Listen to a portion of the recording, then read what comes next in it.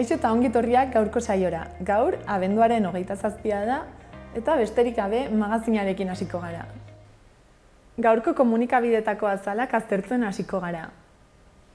Goazen Diario de Notiziasekoarekin. Titular nagusiak dioenez, enplegu erregulazioko espedienteengatiko kaleratze kopuruak lehenengo aldiz gora egin du Nafarroan 2015-etik. Argazkia aldiz eskolarteko futbol txapelketan aritzen diren neskei eskaintzen die. Duela hilabete bat, Burlatan kotxe batek harrapatutako 83 urteko oinezkoa hil dela ere jakinarazten du Notiziasek gaurko azalean.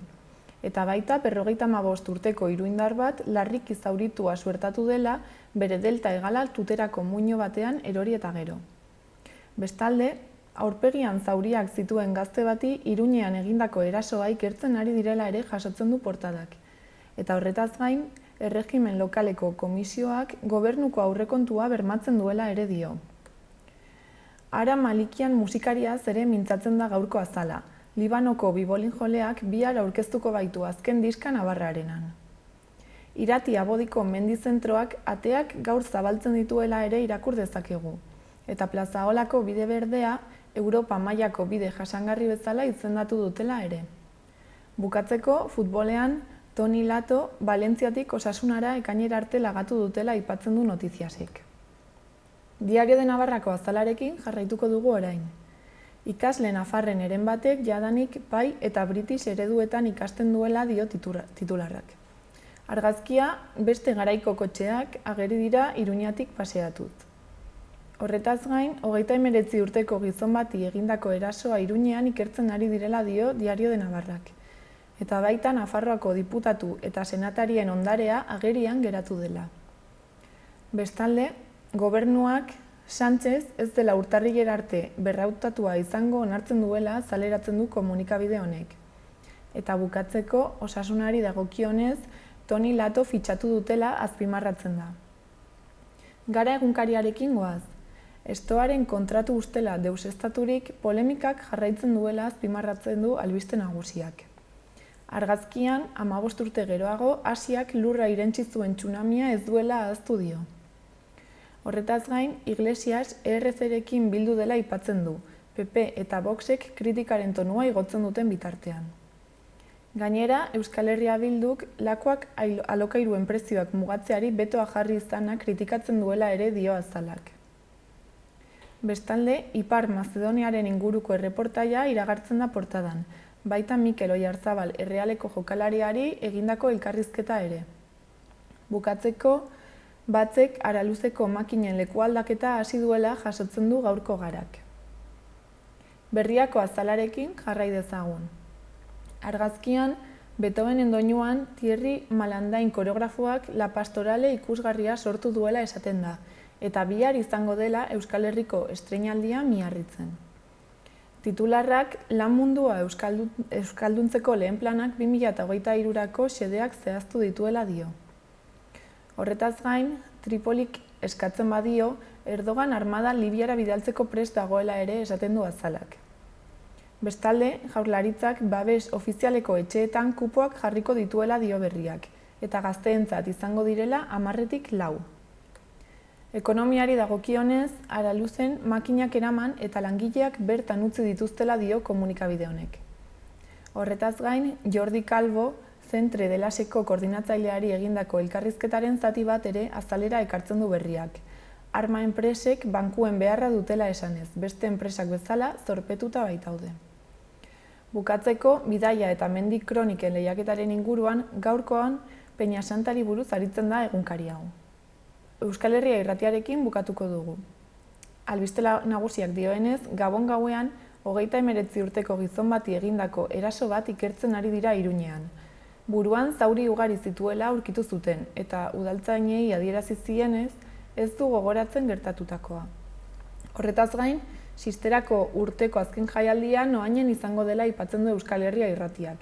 Eta bukatzeko, udalak eta Noaingo bizilagunek Imarko hainen dagoen hondakinen zentroa baztertu dutela jasotzen du horri nagusian.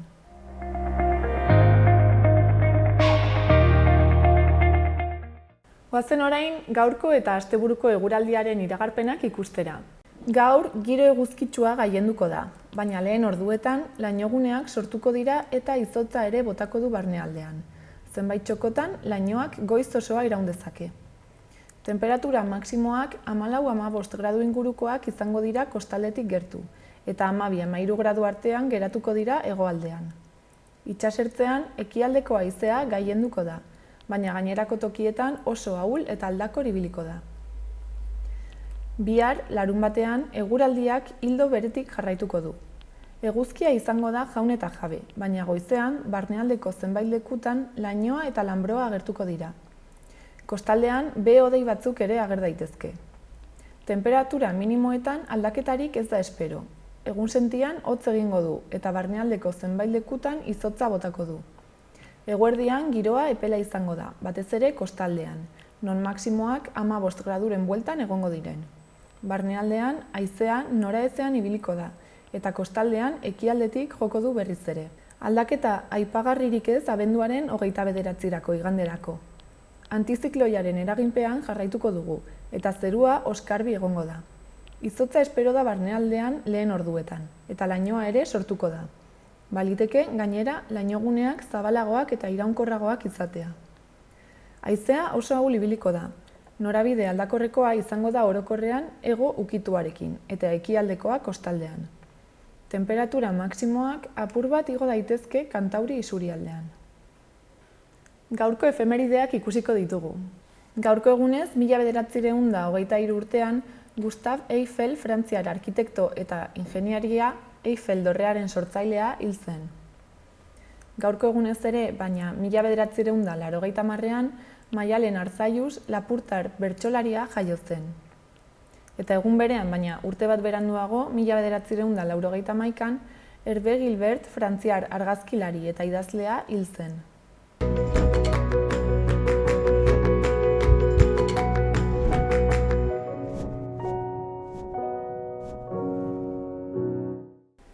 Udalerrietako albisteak ikustera joango gara orain. Zitzurrekin hasiko gara.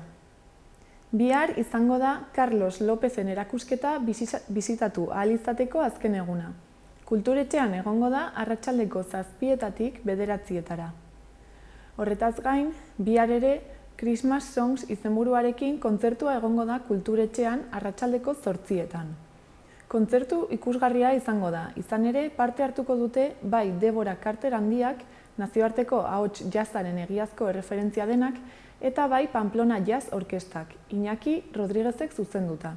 Nafar jazzaren 4 belaunaldi biltzen dituen taldea, Jazz Christmas Amerikarraren errepertorioa aletzeko. Aurrez, Pamplona Jazz Big Band banda arituko da Iñaki Rodriguezen zuzendaritzapean. 15 eta 30 urte arteko gaztez osatua asmo handiko proiektua da, interprete gazteek praktika instrumentalean oinarriturik ikas dezaten eta bidenabar ibilbide oparoko profesionalekin jotzeko aukera izan dezaten. Sarrerek 10 euroko prezioa dute. Urtarriaren 2an, ostegunean, kontu kantari ikuskizuna egongo da 3 urtetik aurrerako haurrentzat. Arratsaldeko 6etan hasiko den euskarazko ikuskizun honetan, ederki uztartzen dira musika, antzerkia eta txotxongiloak. Gure oroimenean dauzkagun euskarazko haur kantuak reggae, rap edota blues moldean aletzeko. Sarrerak 4 euroren truke eskura daitezke. Hurrengo egunean, urtarrilaren 3an ostiralean aurrentzako beste antzerki bat egongo da. Baina kasu honetan erdaraz. Loops izenburuarekin arratsaldeko 6etan hasiko da eta sarrerek 4 euroko prezioa dute. Aurreragorako ekintzak Gabonetako programazioan bilatu daitezke. Atarrabiako berriekin jarraituko dugu. Atarrabiako guraso eskolan izena emateko epea zabalik da urtarrilaren 8 arte. 2 orduko iraupena duten 7 tailer egingo dira, eta izena emateko 012 telefonora deitu eta 15 euro ordaindu beharko dira. Horretaz gain, gaur Babian zaude antzezlana egonen da ikusgai kulturetxean arratsaldeko 6etan. 4 urtetik gorakoentzat dago pentsatua, eta sarrerek 3 euroko prezioa dute. Astelenean berriz errepikatuko da antzezlana, baina erdaraz. Gaur ere, eta ordu berean, Nuriarekin jolasean argien tailerrak egingo dira Etxebeltza elkartean, 3 urtetik gorakoentzat. Bihar beste antzerki emanaldi bat izanen da, RUT 6.6 izenburuarekin. Hau ere, 6etan hasiko da eta sarrerek 3 euroko prezioa izanen dute. Bukatzeko, igandean, Intempore abesbatzak kontzertua eskainiko du arratsaldeko 8etan kulturetxean. Sarrerek 6 euroren truk eskura daitezke. Iruñearekin bukatuko dugu. Udalak 106.000 euro bideratu ditu Marcelo Zelaieta etorbideko La Carbonilla eraikinean dagoen Arrotxapeako zentro komunitarioa eraberritzeko.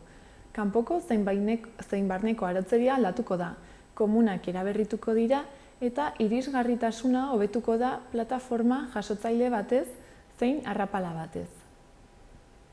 Marcelo Zelaietako 51an dagoen zentroak auzoko elkarte andana biltzen ditu, emakumendako arreta zentroaz gain. Hala ere, instalazio asko zaharkituta ditu dagoeneko. Horregatik, udalak horiek birgaitzeko 106.000 euro bideratzea erabaki du, finantzaz bezain batean jasangarriak diren aurtengo inbertsioen barruan.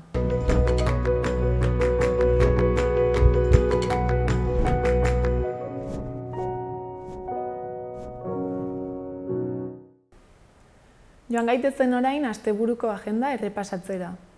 Urtarrilaren 4 arte, Santas Pascuas jaialdia ospatzen ari da jarduera eta kontzertu desberdinekin. Eta urtarrilaren 5 arte, Nada debería fallar erakusketa dago Ziudadelan, egunero arratsaldeko 6etatik 8:30. Urtarrilaren 5 arte ere, trenen inguruko erakusketa bat dago Baluarten, eta sarrerek 2,30 euro balio dute. Urtarrilaren 6 arte gainera, Bestelako argiak jaialdia ospatzen da Iruñako txoko desberdinetan. Eta urtarrilaren 7 arte, Gabonetako feria dago Zezen plazan. Horretaz gain, urtarrilaren 12 arte, Baluarten Star Warsen inguruko erakusketa bat dago 8 euroko sarrerarekin.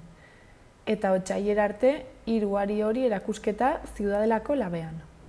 Orain eta saioarekin bukatzeko duela urtebete Bendetak eskaini zuen azken kontzertuko abesti batekin utziko zaituztegu. Mila esker eta asteburu ona pasa.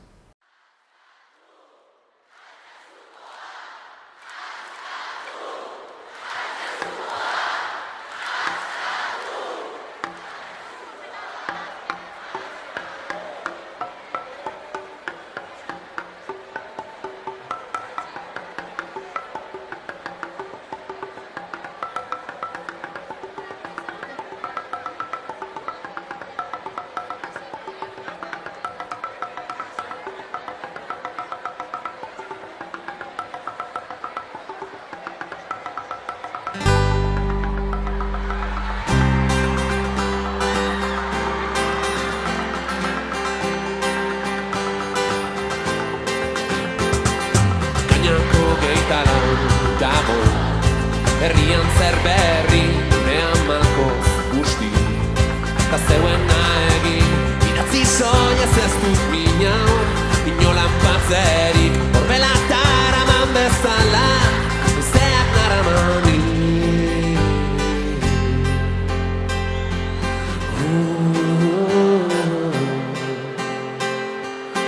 Aizeak eman ditu, milaka abesti, aizeak eman ditu.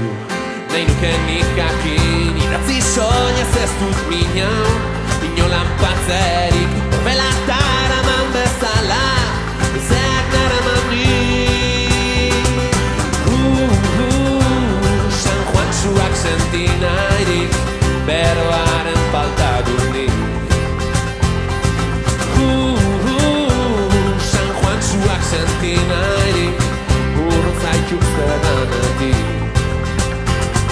Eskuditzetan zuek, orain, berdin sentitzea, ondo dakizu, ama. Ez dela nerza, ametsak zirri borro baten, idazte azer da, gero garbira pasatzeko, istirik ez bata.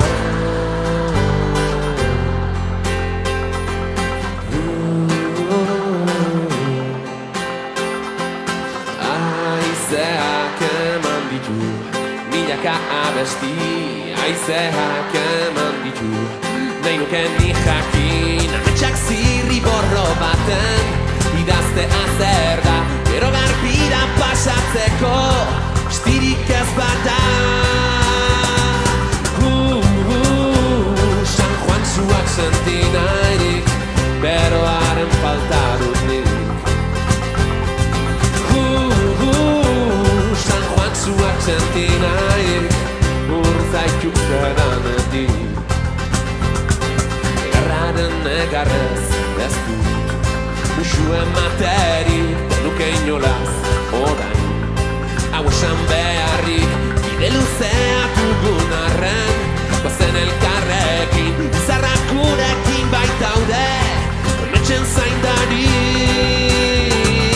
Beldurrik ezten bihotzetan, aitaren malkoetan, memoria gazte garaietan, lagun minen besarkadetan, udako gau luzetan, urrun sentitzen dudan herriko kaletan. San Juan zuak senti nahirik, beroaren falta dut nik. San Juan zuak senti nahirik, urruzatxuk zedanetik. San Juan zuak senti nahirik, beroaren falta dut nik. San Juan zuak senti nahirik, urruzatxuk zedanetik. Ekainako geita lau gaur.